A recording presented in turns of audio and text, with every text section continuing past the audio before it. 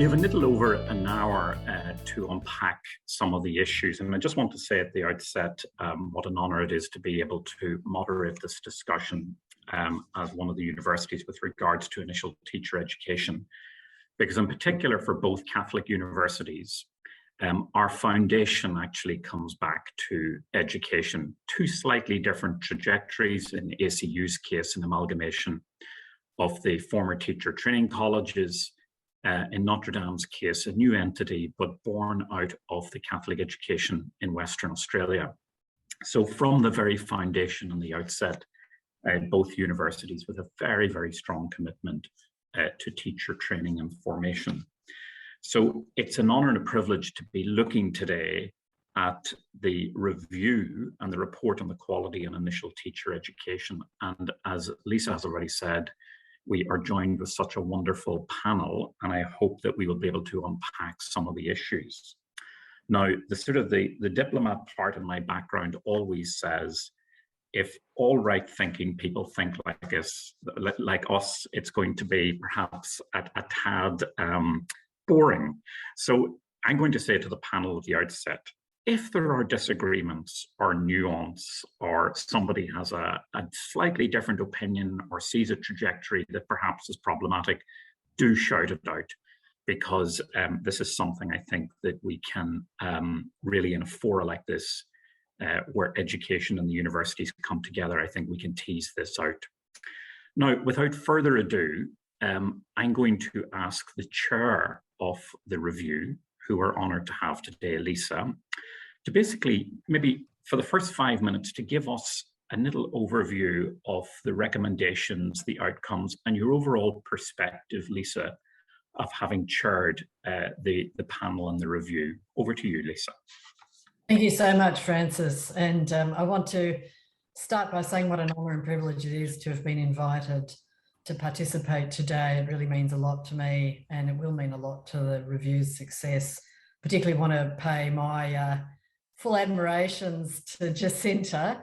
We gained so much in the review from your wisdom and experience, and you gave so generously of your time.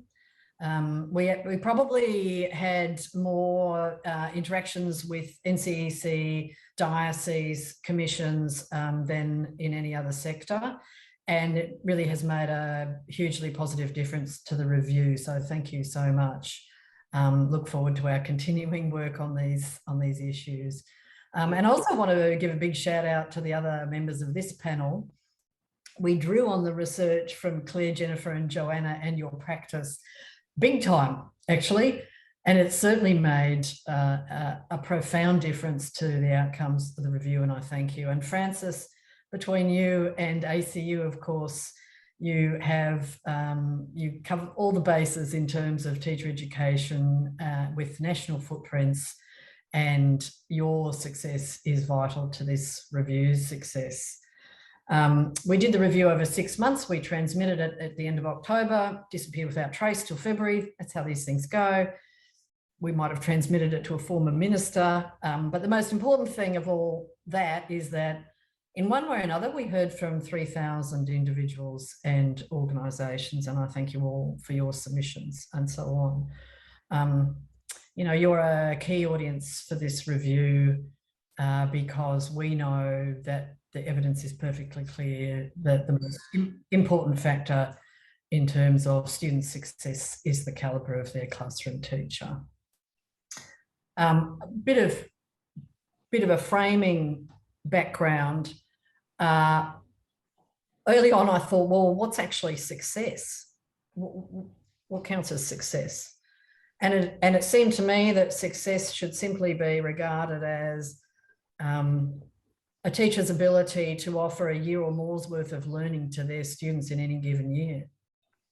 And so I reckon our review could have been over in 5 minutes if the following research actually existed, and that is, what are the factors, academic and otherwise, for potential teacher candidates that correlate most positively with teachers being able to offer a year or more's worth of learning growth in any given year? Plus, what are those factors inside initial teacher education in universities that also correlate positively with a teacher's ability to offer a year or more's worth of learning growth? Plus, What are those factors in teachers' early careers, like mentoring and so on, which also correlate positively? Now, we drew significantly on Claire's research and your unit, and we're very grateful, but that whole piece doesn't exist, and I'd love it to.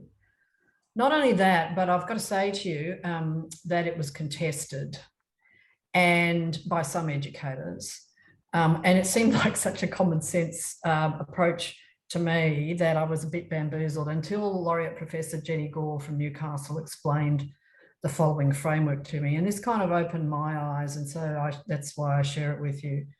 She said there's 4 traditions to the teaching of teaching. There's the discipline tradition, you know, I read maths at Oxford, so I can teach maths. There's the scientific tradition, which is I've read Jennifer's research, I understand the most effective way of teaching the teaching of reading, and that's what I'm going to do. There's the apprenticeship approach, the tradition. I'm supporting, you know, I'm in Joanna's Nexus program, which gets me out into the classroom almost immediately, as well as studying at the same time. And lastly, the critical theory tradition, which holds that, you know, teaching is actually about solving disadvantage and removing injustice in the world. Well, once I'd heard that you know, and call me naive, but once I'd heard that the dominant paradigm is critical theory and has been for a long time within teacher faculties, it made a lot of sense of a dean saying to me, well, I don't care about students' test results and how they're going at school. I just care about whether that teacher is diminishing social disadvantage. And I've got to say, I couldn't feel more strongly that that is a false dichotomy. And I will also need to say that teachers pretty well universally told us that they had felt underprepared in teaching reading, teaching maths, dealing with parents, classroom management, you know, behaviour management, and dealing with diverse student cohorts. That's both from their preparation and from their employers, although they learnt that pretty quick on the job, I think. So with that in the background, you can see why we crafted a couple of recommendations, 12 and 15, which both link performance using evidence in particular to funding. Recommendation 15 links in the future university education funding to performance of what makes a teacher faculty most successful in terms of our definitions. And recommendation 12 asks that the next National Schools Reform Agreement also focus on, for example, the evidence-based teaching of reading. And so that's really important for all of you when you are drawing up your agreements with governments in the next round, which is, I think, 2024. We did back this in with many recommendations for new funding, and I'm very much hopeful that you will advocate strongly, particularly in the context of an upcoming federal election. We recommended a new fund to reward schools, groups of schools, dioceses, commissions, etc., who are teaching reading in the evidence-based way and doing other innovations. And we actually wrote this recommendation after having seen some amazingly fabulous practice in some of your dioceses, and I thank those who offered that to us. We recommend funding a new centre or centres of excellence, which would be a lighthouse for showing great teacher preparation and great teaching practice. And I can imagine really strong application coming in from, say, you know, Notre Dame, ACU, and dioceses or commissions or NCEC. To get more and the best people into teaching, we did some behavioural economic research and found that with the right incentives, so once again, new funding, with the right incentive packages, mid-career folk with a relevant degree like maths or science could go from 1 in 10 being interested in becoming a teacher to 4 in 10 with the right incentives, and similarly for high calibre school leavers. We recommend funding to incentivise diverse cohorts like regional, rural and remote high achieving school leavers into teaching. We'd love you to get your career advice, really trying to attract people into teaching. And we recommended that programs like Joanna's Nexus program be expanded to get teachers into the classroom most quickly. Last of all, I should underline that most of our recommendations would help alleviate teacher shortages, and none of them would exacerbate teacher shortages. Thanks, Francis.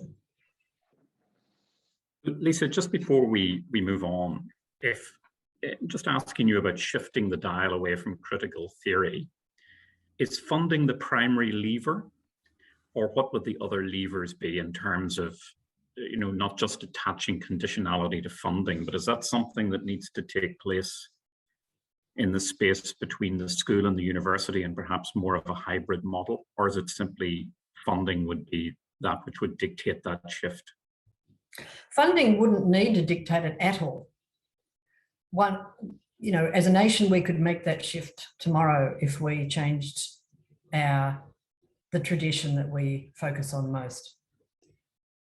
What we found, however, was that little has changed, or not enough anyway. So, for example, the last review, the TMAG review, was done in 2014, and many of its recommendations are not fully implemented yet. We found some teacher faculties still not teaching reading against the evidence. And so we decided that offering, really creating a burning platform through funding was necessary. And that's why we made those recommendations.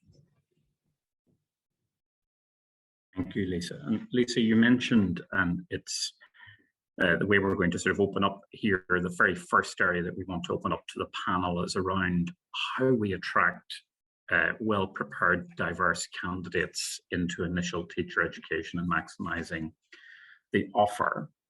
Now, the report highlighted a number of complex challenges for initial teacher education, including but not exclusive to teacher shortages, specifically in languages, STEM and RE. Attracting teachers in the previous session dealt with this around rural, regional and remote, and especially Aboriginal and Torres Strait Islander teachers. And then the whole area of transition of mid-career professionals into teaching, and how are we opening up the different avenues, what role universities have to play, how do we establish new forms of partnership with schools. We talked, the report also a little bit about lack of diversity in the teacher profession.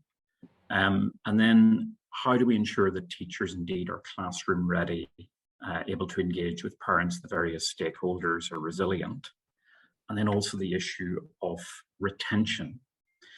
So if I opened with a first question to the panel, if you were able to address some of these challenges, not them all because we only have an hour, what would be the priorities and how could improvements be sustained over time? So Lisa, I give the first opener to you, and then perhaps if I pass to Claire. Thank you so much, Francis. The behavioural economics research we did was really clear about the constellation of incentives that would work to attract high achieving school leavers and mid-career changers. And it should be followed and funded. But we also were clear that we want training teachers, students in universities to be able to get out into schools and actually understand what their job entails early. We heard of some faculties not offering practicum till late in the degree, for example, and we've also recommended that land type be administered early in the first year of the degree. But to back that in, we've said that strong foundation courses need to be offered for the diverse cohorts. And we heard of some fantastic practice at CDU, actually, Francis, about getting Aboriginal and Torres Strait Islander students into teaching. Really good practice that starts way back in upstream and foundation courses, is modular, includes micro-credentials and so on. And we also looked to what teacher registration authorities do. So, for example, sadly, in the Northern Territory, a whole lot of 3-year qualified teachers who were Aboriginal or Torres Strait Islander were knocked out of the profession when the TRA up there introduced, you know, the 4-year or required the 4-year. So, you know, you've got to look at flexibilities as well. But yeah, we're really clear that both incentives to those cohorts, whether they be scholarships, ability to teach nearby, whatever, should be offered, as well as really strong foundation and really good practicum with mentoring. Lisa, just one question. You mentioned a stat earlier around the number of mid-career professionals that would enter teaching and the research you did in the behavioural economics. On balance, was there any evidence around whether it was the package in terms of remuneration or whether it was an impediment around the length of timing? Have you any evidence that came up with regards to that?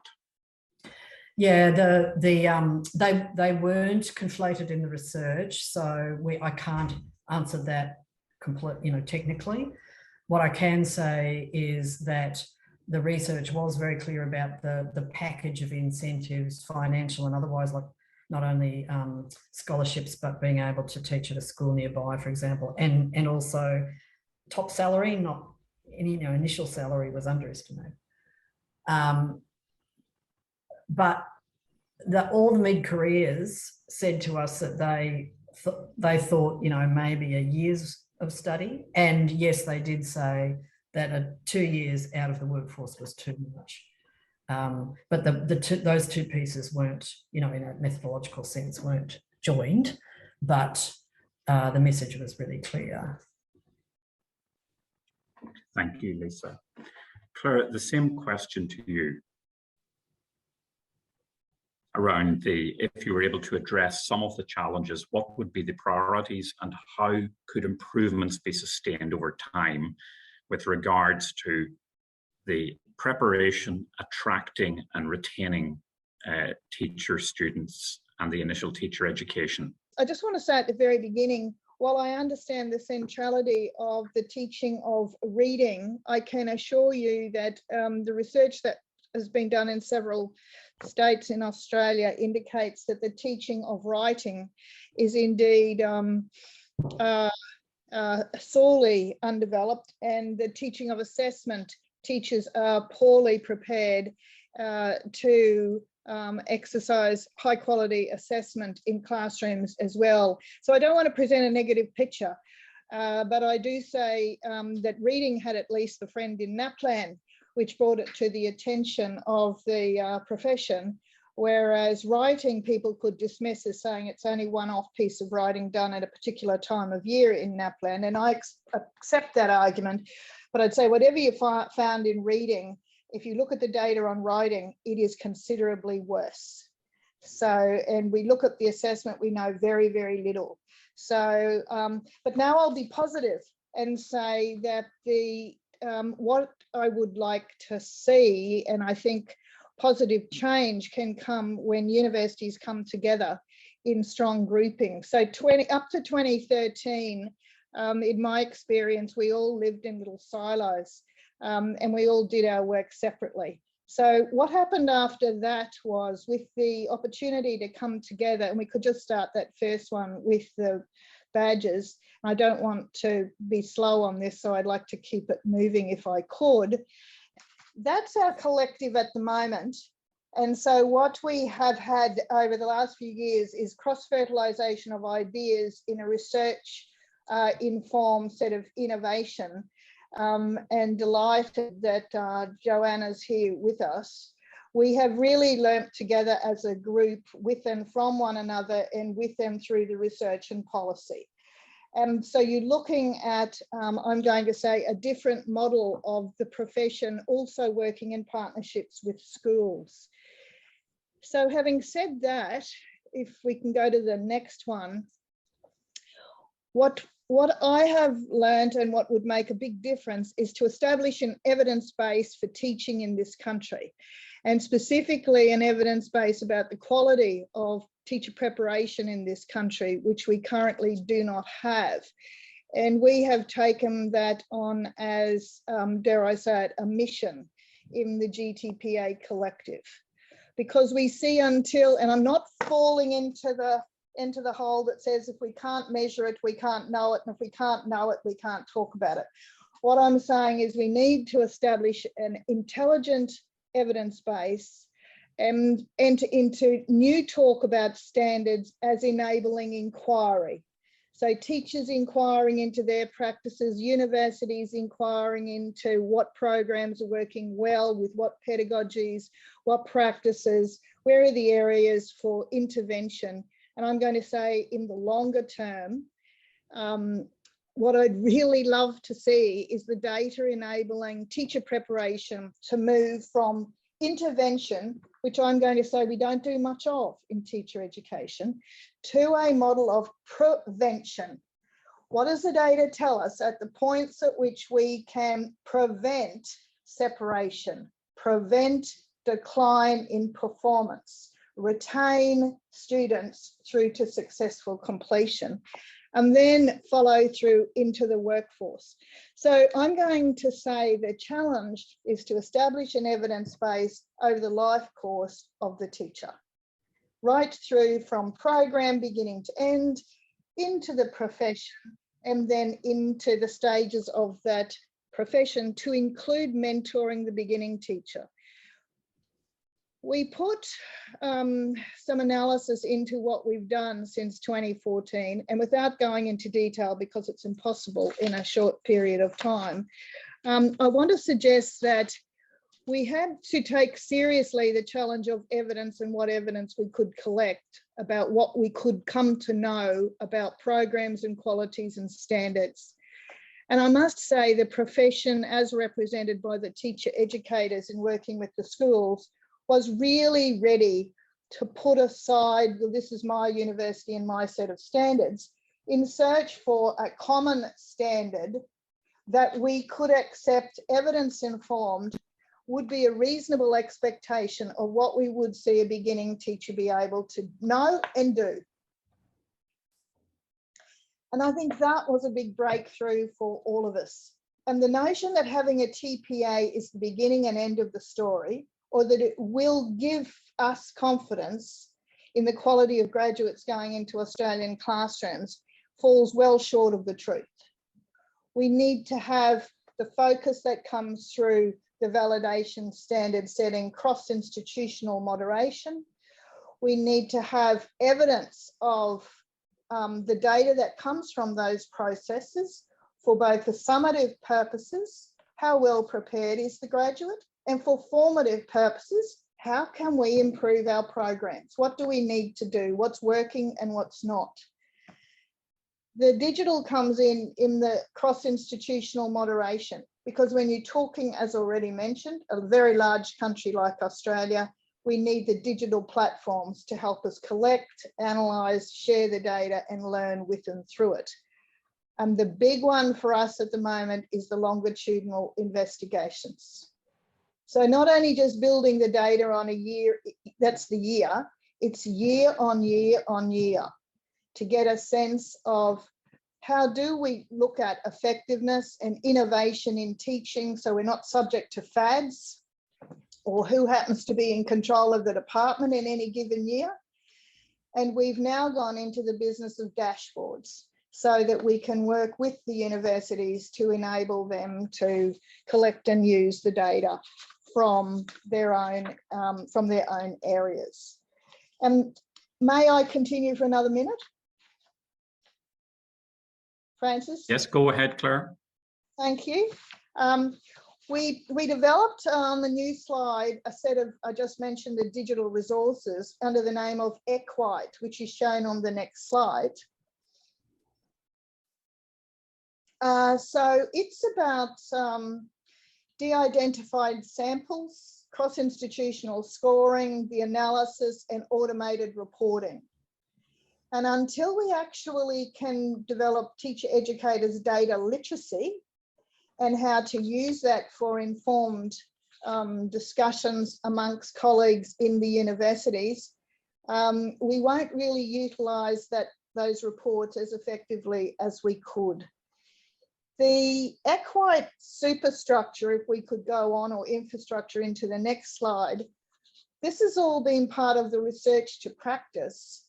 And it has meant developing new infrastructure that allowed us to collect data. So the enterprise of collecting data has been, I'd say, a very significant challenge, because at the same time we're learning new ways of talking with one another and working with one another, that the development of that infrastructure has been a significant investment, I'm going to say, by ACU and by contributions from the participating universities, for which we're grateful. The reports that we give are essentially for the purpose of having dialogue within universities and between the university and their relevant regulatory authorities. And so the technical specifications in the next slide were really important. But I think the other thing was getting people together in a room. This is a pre-COVID photo, please. So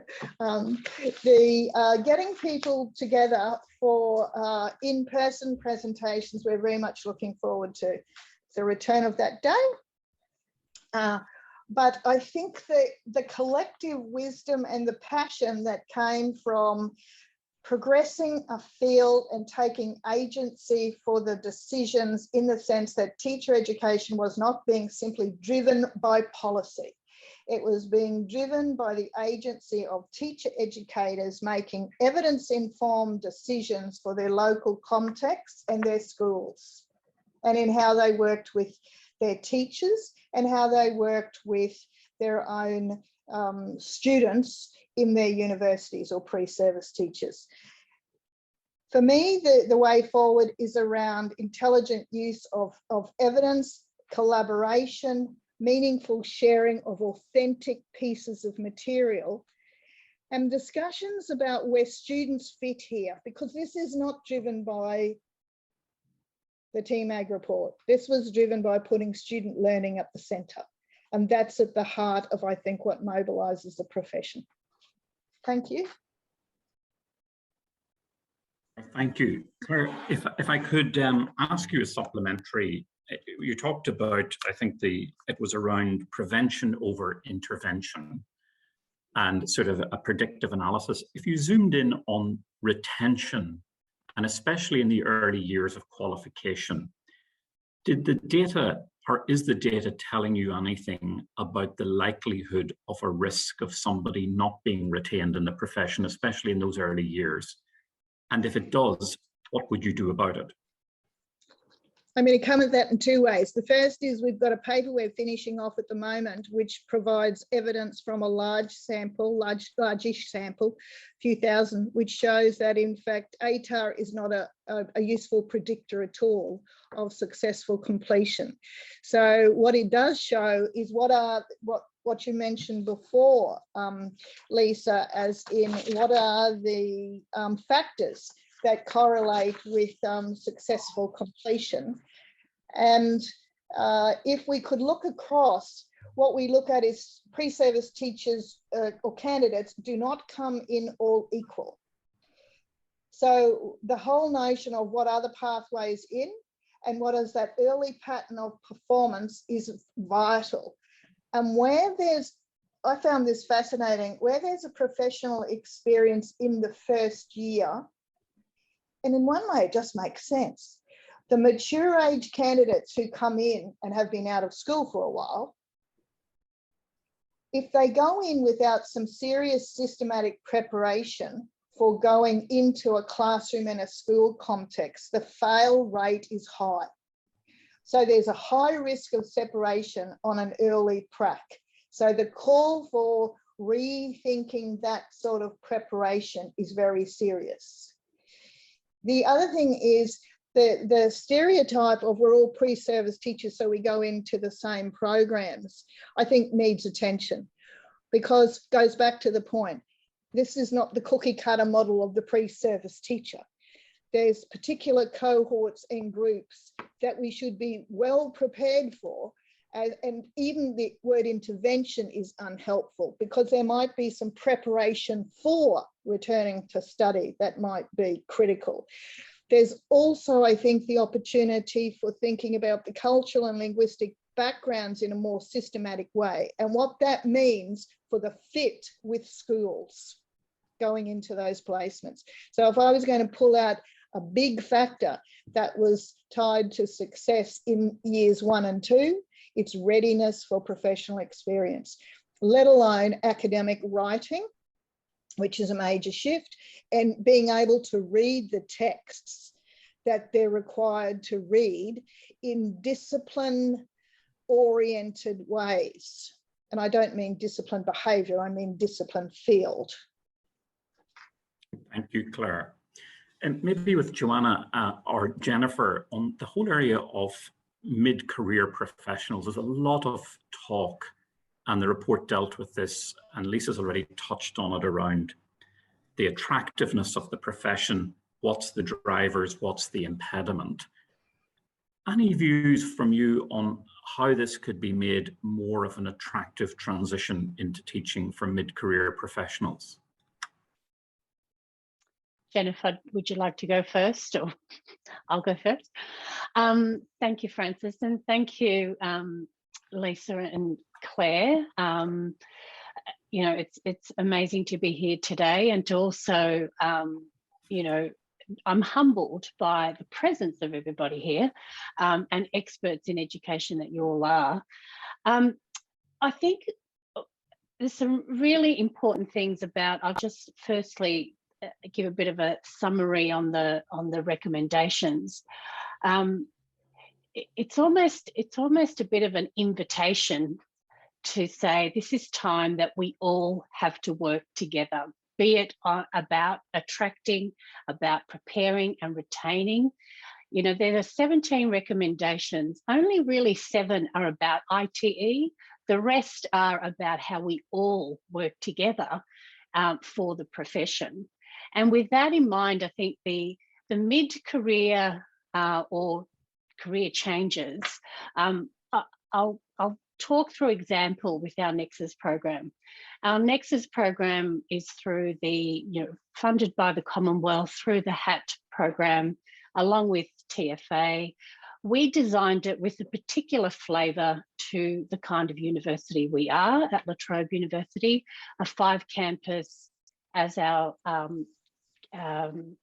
chancellor says, the only Victorian-wide university, as John Brumby, very proud.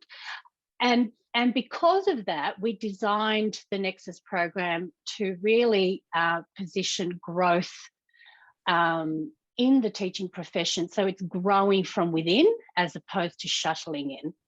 And that was the really big focus of Nexus.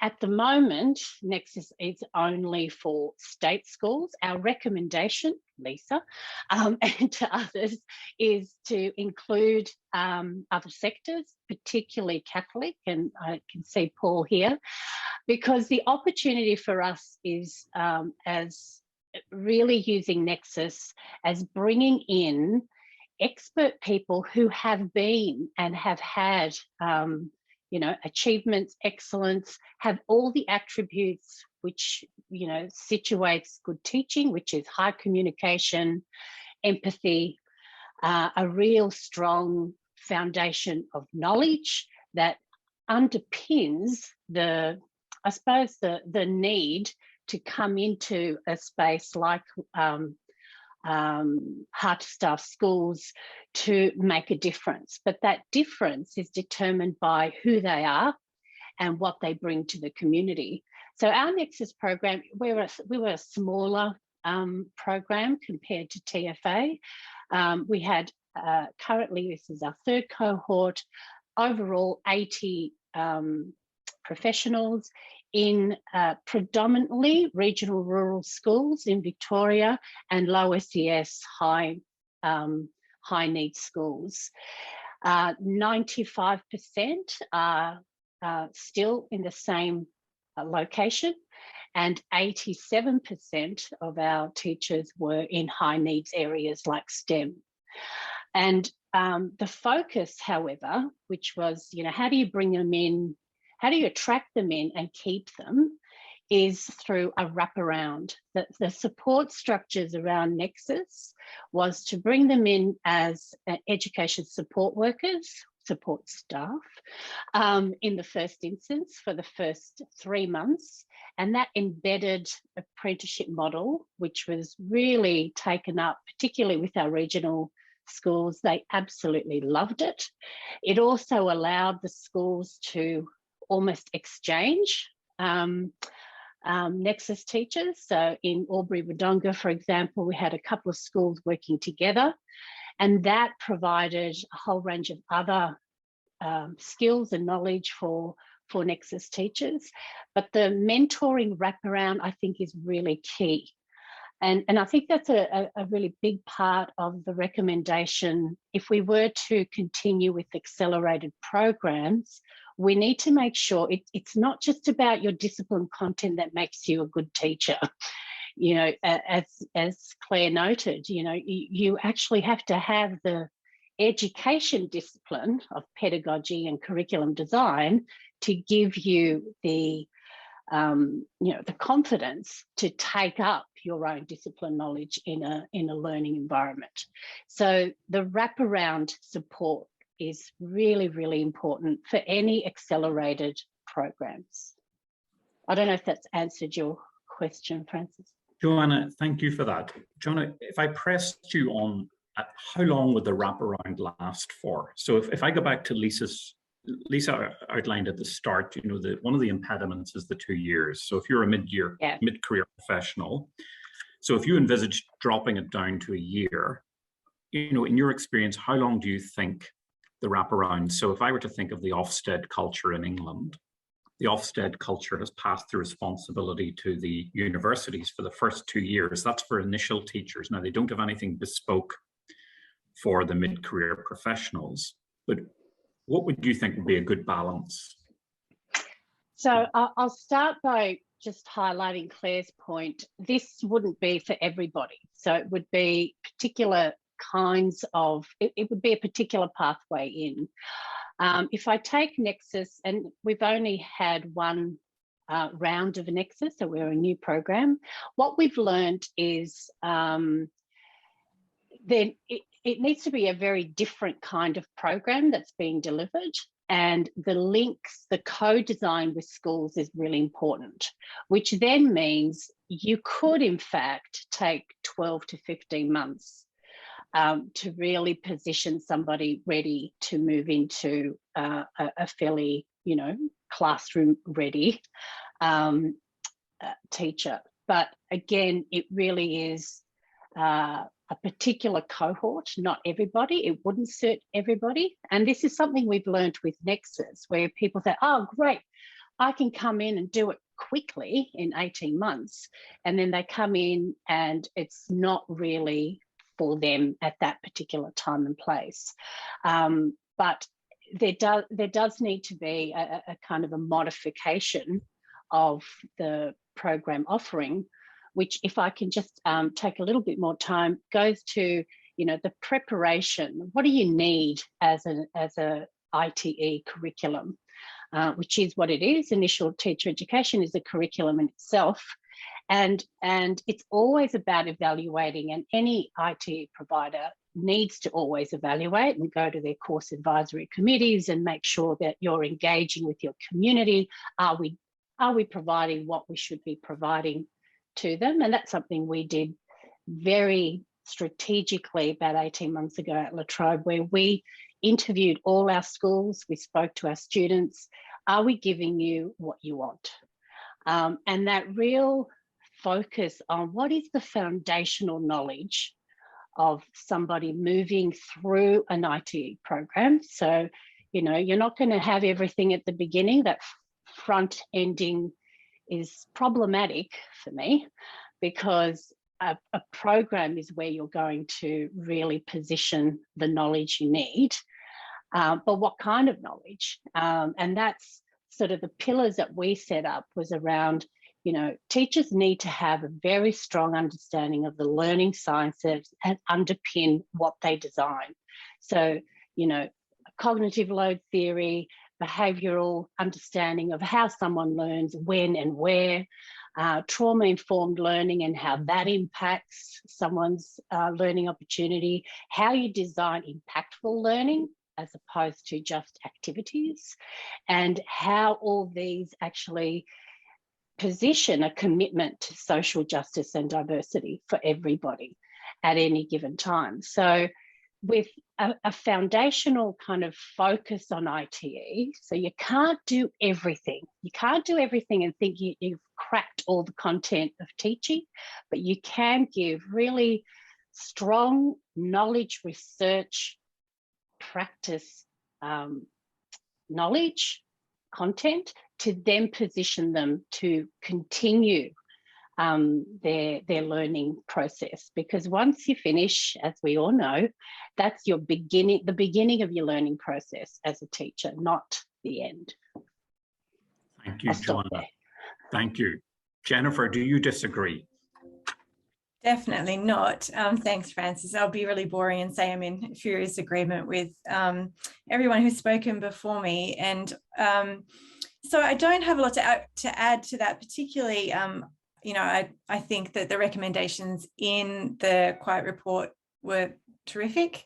And so I don't have a great deal to add to that, other than to sort of particularly maybe think about it in terms of what is going on in schools? What is the experience of students that is making or helping them towards making a decision as a school leaver, whether they want to enroll in initial teacher education? In some ways, it would seem sort of surprising that you'd be happy to spend 13 years at school, 4 years at uni, and then go straight back into school again. That just sort of seems like a drastic decision to make, but a lot of people do and have really wonderful careers. And I wonder, you know, what is in the experience of students that's leading them towards not making that decision, and whether or not there is something more that can be done at the school level in terms of thinking about that as a succession planning type of school of thought, that, you know, who are the students in this school who, you know, might be good teachers? You know, how are we encouraging our current students to consider teaching as a career? What kind of messages are we sending them about teaching as a career that may be putting them off? And I think that I am a huge admirer and have great affection and respect for Catholic education, have done for many, many years. And I do think that's a special kind of a unique sort of value in Catholic education, that, you know, it is a special aspect of both education, but also, you know, faith formation, that education is really important, and thinking about not just becoming a teacher, but becoming a teacher in a Catholic school and continuing to pass on that tradition and that faith and knowledge and culture.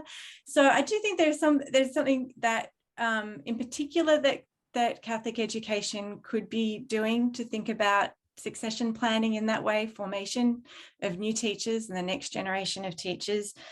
We have talked a little bit about you know, some of those other external things that either attract people into teaching or not, and one of them is salary. The other things are to do with conditions, and certainly agree with all the things to do around induction and mentoring and so on. That all helps.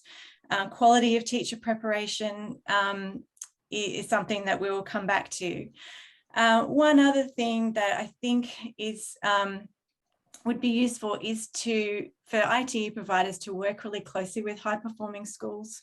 I see incredible work being done in high-performing schools that and teachers who are so knowledgeable and are kind of outpacing actually what's going on in terms of teacher education and the knowledge of the people delivering teacher education.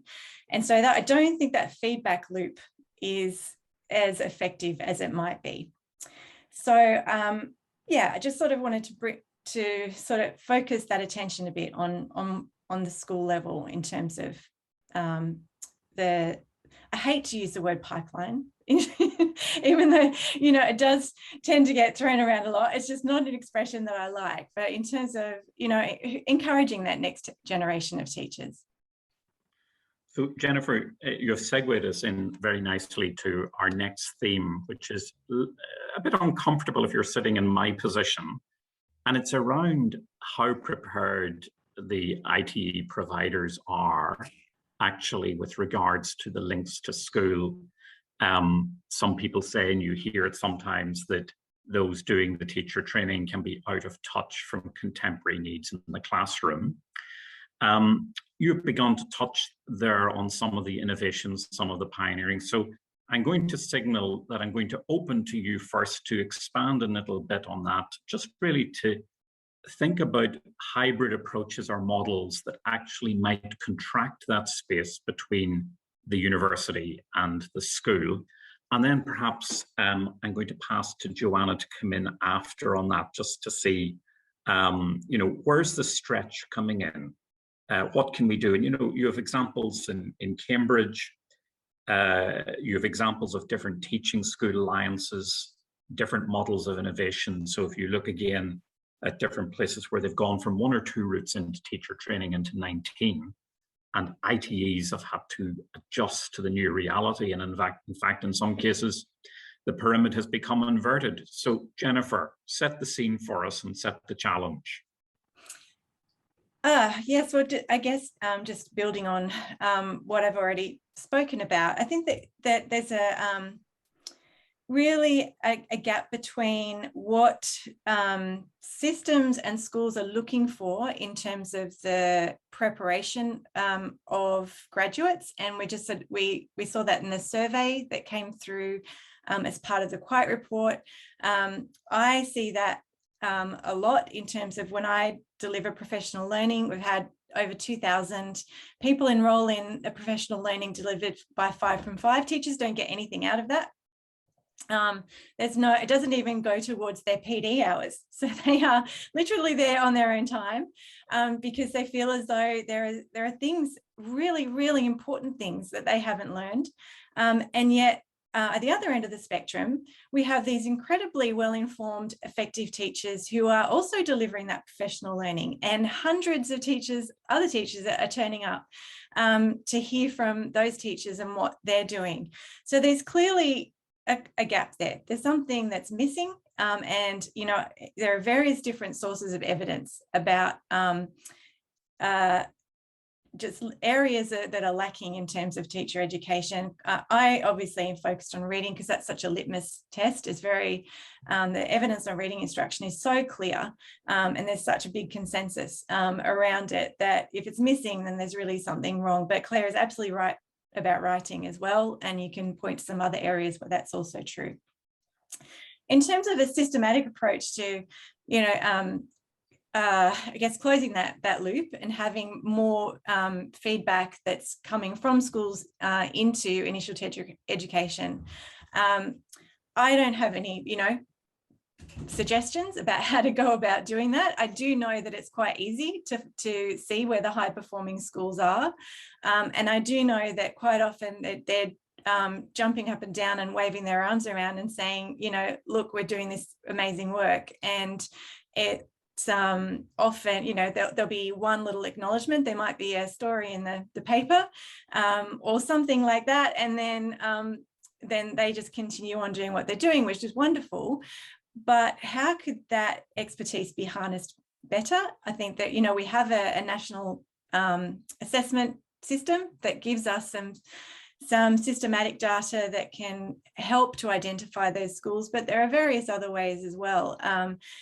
You know, how you set that up is a different matter, and I know that you know, that really comes down to logistics and planning between the providers and the schools. But I do think there is a great willingness from schools to participate in that, partly because they are often extremely energized and excited about what they're doing and would like to be able to share it with other schools in not just in a piecemeal fashion, but by affecting initial teacher education. But also there's a great need for it. Before I pass to Joanna, our universities, as ITE providers, are they receptive enough to those schools that are jumping up and down? I haven't seen a great amount of evidence of that. It's well, not across the board. I mean, you can think of particular instances and individuals where there is that communication that's going on and connections that are being made. But, you know, just because I haven't seen any kind of evidence of that across the board doesn't mean it's not there. Thank you, Jennifer. Just before going to Joanna, Lisa, do you want, are universities receptive enough? No. Okay. Okay. We're getting to the controversy. Joanna, over to you. Thank you, Francis. It sort of I'll respond sort of in two kind of batches. One is about workforce. So universities themselves, as you would know, we have our own EBAs and the way we kind of configure our workforce. I think there's an opportunity, and I know many universities at the moment are discussing EBAs, is what is the workforce today for, and for us in ITE, how can we actually work with, you know, professors of practice experts, teaching focused, that become part of the fabric of what we offer without disadvantaging any other sort of outputs that we have as universities. I'll just, the other piece is the recommendation about recent teaching experience in the Quiet Review. Although I totally understand that, I think there's another piece to that where a lot of schools are actually employing other experts who are not necessarily teacher experts to inform their practice. So I think this is something to really explore a little bit further, because what we're testing a little bit in our university is how we use our expertise across our other disciplines. Like we've got the Olga Tennyson Autism Research Centre, who do fantastic work, but not necessarily working and sort of translating into schools. So we as a School of Education are kind of trying to funnel that more directly to our school partners and our collaboration with what we do. The other thing that we're doing in the university is using short courses as a way of working with high-performing schools. So, for example, we're close to finalising the partnership with Brighton Grammar, where the Crowther Centre will be working directly with us to offer a classroom management short course. So this is using expertise that's out in school. They're working with us. They'll be co-delivering, co-designing, and that's kind of the thinking around how we as a university can work with our partners. That's not just about placements and those kinds of things, but how the expertise can sort of come in and for us to also go out. And I'll finish with one more example. We've now got 7 industry PhDs linked with schools. So this is a hunch I had. People say, oh, I don't think you're going to get anyone. But we did, and we continue to. What's really interesting is that schools, their response to me was, we've never had somebody ask us to collaborate in this way. They come to us for us to be consumed as research. So, you know, these are schools investing. So they actually do half scholarship, 3-year full-time students.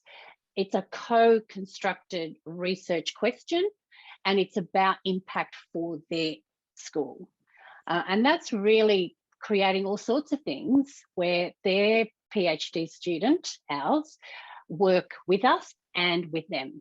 So there's that building the expertise from a range of areas. Sorry, I think I said too much. Oh, you said an immense amount, but all of value. And I was watching Lisa's head nodding as you were, for Lisa having said, no, we weren't doing enough as universities, but I think you highlighted some of the real innovations there, and I think more to do for the whole of the sector in that space. I'm just going to move to a question, Lisa, around as we open up and address the issues of teacher shortage and we open up different pathways into the profession, does that come at a risk that standards could drop?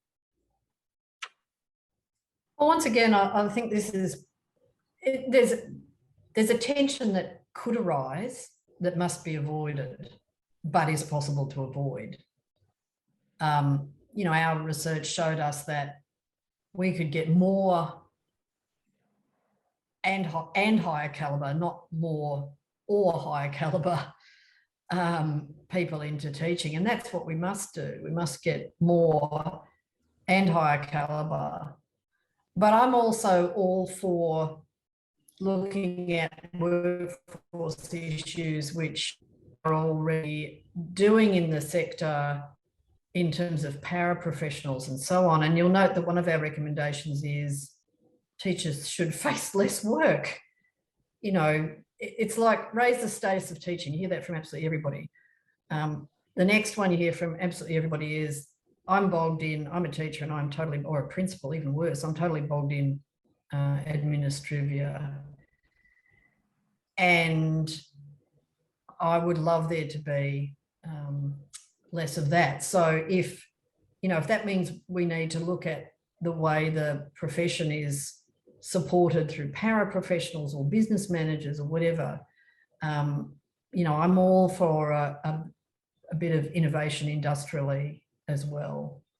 And on the question of hybrid models, you know, I actually think the entire Catholic sector is better placed, is best placed to do some of these things. So you've got some great partnerships already.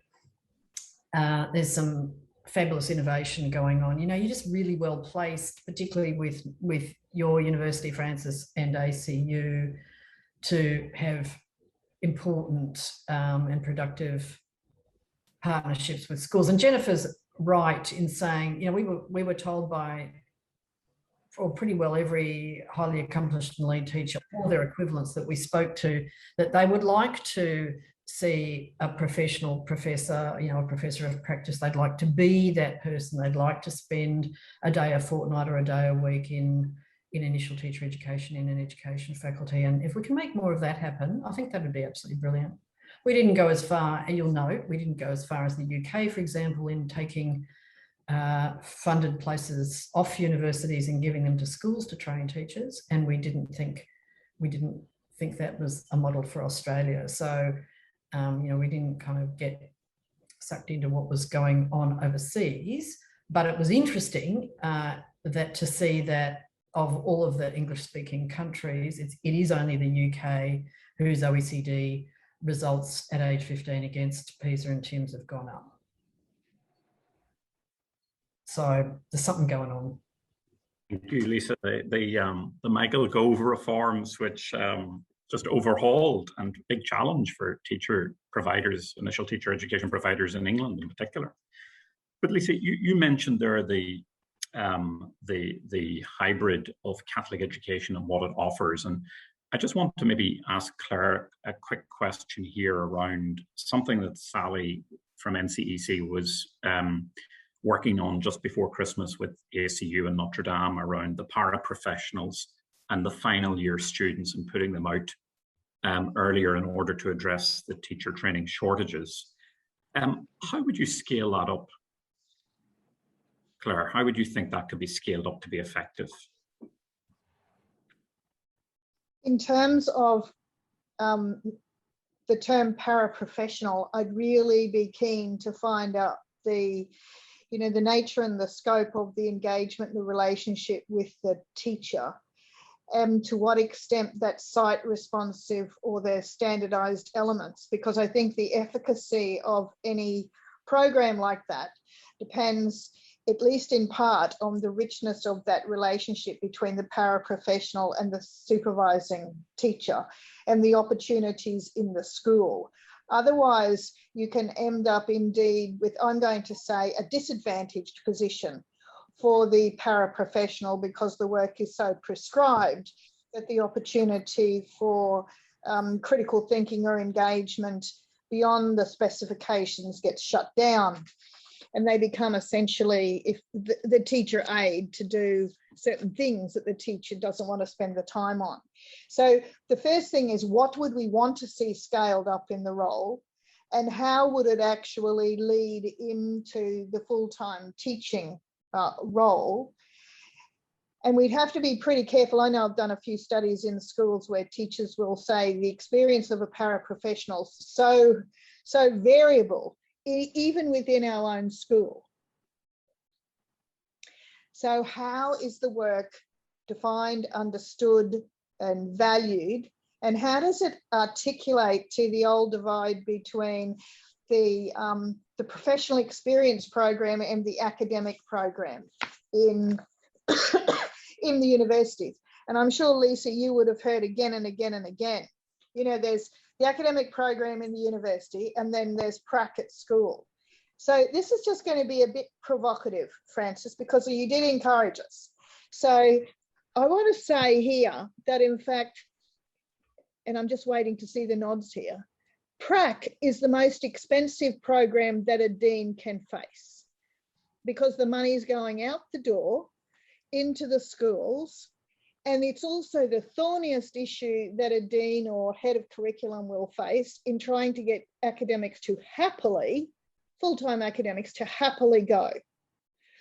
And it's how it's factored into, we've heard the industrial issues, the workload for the teaching academic. So while we're talking about paraprofessionals and how that fits, I think the key will be to say, how is that work valued by the university, by the school? How does it link with the academic program? How does it link with the practice program? And I'm going to say then the other thing that is a critical issue is teaching is one of the most overly circumscribed, prescribed, overly regulated professions. Having a violent reaction to my characterising of the profession as overly regulated. I think it's a fair comment, and in fact people in universities would well recognise the realities that in fact the accreditation requirements at the program level and the specifications for achieving accreditation are becoming increasingly more demanding. So if the paraprofessional role is really going to take hold, and I'm strongly supportive, then the links between that role and the academic program, the prac program, and the accreditation requirements, how do all of those pieces fit? That's thank you, Claire, for that, because it's a wider ecology, and I think that's what's really important. But it brings it back to Lisa's point that I think within the Catholic sector, because there is this connectedness, we have a really unrivaled opportunity to do a lot of experimentation and innovation. So I think what you make the point about the wider ecology is really important. Now, we have 7 minutes left, and I want to make sure that everyone has a chance to say a wrap up as well. So I'm going to go in a little bit back to evidence and quality and practice, and how we ensure that the ITE offer is actually grounded in evidence and practice. I'm going to go back to you, Claire, just to say 2 questions really. How are you implementing an evidence-based approach in terms of practice on ITE? And then also crucially, maybe to hear a little bit from you around how you're incorporating the whole area of personal well-being and resilience, and especially in this COVID era around mental health, into those programs. So we've now 6 minutes, because I've taken a minute just to introduce the question. So over to you, Claire. Quality in ITE programs. Let me just show you 2 quick slides. If we miss the video, because we won't have time to show the video there. So if we can just skip that one and just go to the blue bar graph with impact of ITE. Not the black one, the blue one. So essentially what, in terms of quality, if we can have it as brilliant, thank you, the big screen.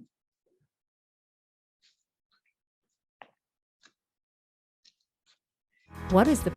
No, that's it. Now, these are obviously de-identified universities, and what you can see is that these are universities with programs that have been, there's BEd primary and BEd secondary, that have been endorsed through the cross-institutional moderation process. Now, it seems to me that it'd be a fair comment to say we haven't had this type of data available to us before. So what's the message? The message is that all programs are not, or programs are not of equal quality. There's your range of BEd primaries and there's your range of BEd secondaries. Now I say that, and I'm proud to show this because our collective has agreed for this data to be put into the public space. If we go to the next green one,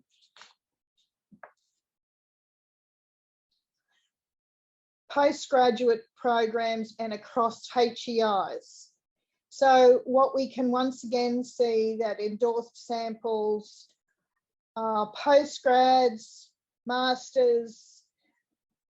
There's a notion that if you do an MTeach, somehow if you're a superior graduate. Well, in fact, once again, that's contested as well.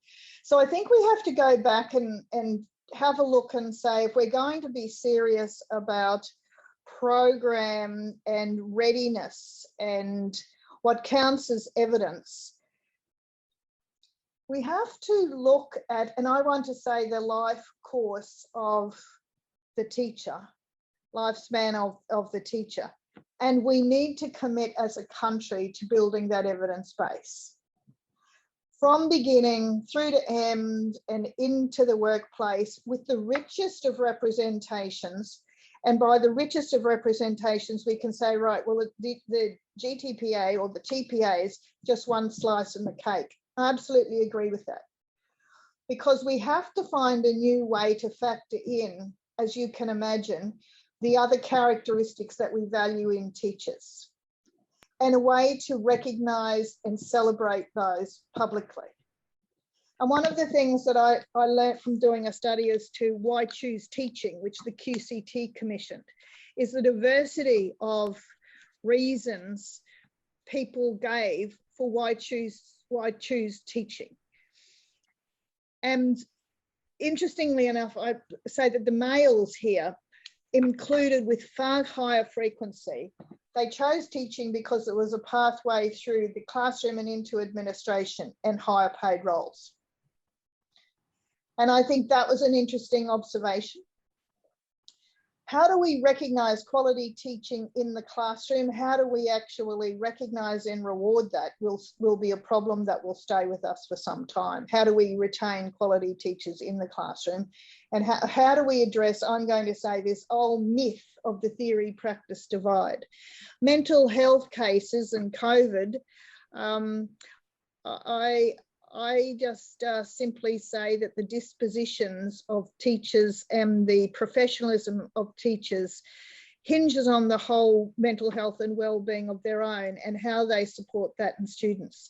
So I think I'll pass it over to others on that piece, because I think the whole issue of evidence in that piece it remains even more contested than demonstrating preparedness for teaching.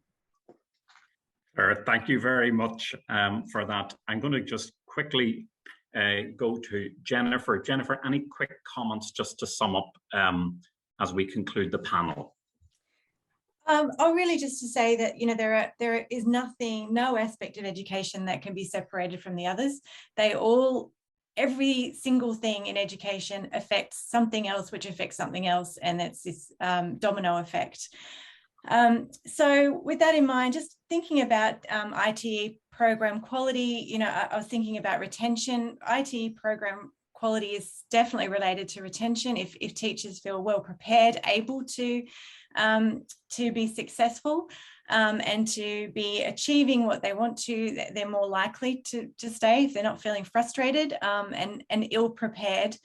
In terms of the ensuring that IT is evidence-based, I don't think anyone really would like to see the situation where, you know, we've landed at the moment where we're looking for funding levers to try to make sure that that ITE providers deliver preparation for teachers that's of high enough standard. Ideally, they would just do it because that is their moral responsibility and their scholarly responsibility. Unfortunately, you know, evidence shows us from looking at the content of courses that too often they just don't, and in a lot of cases nothing's changed since I looked at those courses a couple of years ago, and since the accreditation standards have changed, just having the standard isn't enough. I can see just having a look at the content online of a couple of universities last night, that what they've done is just added in the words that are supposed to be there in the content. So not taken out any of the things that are not evidence-based. They've just sort of sprinkled in the words that they know they're expected to include. Other than that, nothing much has changed. So that finally lands us in this situation where the sort of funding has to come into play, and those sort of incentives and disincentives. And it's just a shame that that's the situation that we're in, but it's just too important. It's too important to let that slide any longer. So that's really all I wanted to say, is just that, you know, not to assume that just because the standards are there and that nominally they're being met, that they actually are in the spirit and the intent of the standards. Thank you for that, Jennifer. And it goes back to one of the opening questions which we had with Lisa, is around the need actually for incentives if the ITEs are not doing and changing the curriculum accordingly. Lisa, any final questions from you or any comments? For the reasons everyone said, the review is potentially really, really important and really quite useful, and will make a difference if implemented. So I can't think of a more influential sector on whoever the incoming government is than the Catholic sector to advocate the acceptance by the incoming government of the recommendations and the full funding of the new funding recommendations. That is my pitch to you. And thank you so much. I'm just so appreciative to be part of today. Lisa, a great challenge, and with the timing of the election coming up, I'm sure Jacinta is taking careful notes. Joanna, the final word to you. How to finish? I think one of the interesting pieces for me in the recommendations, and some of my colleague deans have noted, nowhere in there is it about professional experience. I think there's an opportunity, in going to Claire's point, that ITE is coursework which includes professional experience. And this is the kind of point that we need to, where the collaboration with our partners is, that ITE isn't just what universities do and then you take them and you tell them what to do. That kind of thinking is old thinking. That's got to go. We're in partnership together, and we, you know, the commitment to build a future teaching profession is to commit ourselves to what is the foundational knowledge to develop somebody who will then progress through their career as a lifelong learner, and to continue to build practice through evidence informed, but not just through data, but through research and content and rich understanding of the world around them in terms of education discipline, to develop their careers. So that it's not just about positioning the theory practice divide, is how we as stakeholders make sure that we're committed to that you know, combination. you, Joanna, and thank you to Jennifer, thank you to Claire, and thank you to Lisa for a wonderful panel. Before I just pass back to headquarters, can I just say, Lisa, as the chair of the report, can we all say thank you very much for taking that on, for joining us here today, but for giving us the report that actually has been able to be the basis for our discussion and indeed many discussions. And just, I think, Lisa, a little round of applause before we pass back to headquarters for you. Thank you, Francis, and everyone.